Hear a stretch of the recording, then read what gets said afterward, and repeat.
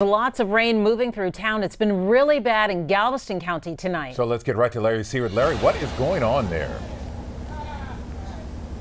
Lynn, I am in Dickinson. I am on Highway 3 in Dietz Road. You can see the flashing lights beside me.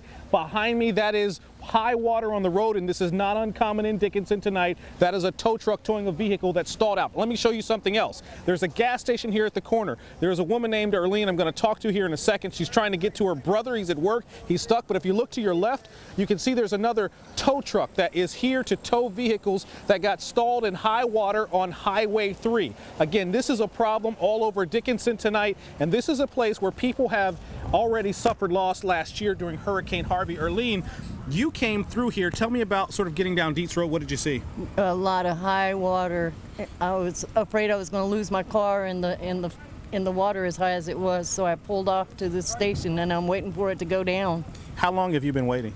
About 45 minutes. About 45 minutes. Again, she's trying to go pick up her brother who is on the north side here on Highway 3. She's already called and told him where she is, and if he's watching, he knows where she is. Again, people here in Dickinson waiting for high water to recede so that they can travel either to home or get to work tonight. Lynn, Mia, back to you. You feel for folks every time it rains, and rains hard in Dickinson. Larry Seward, thanks so much.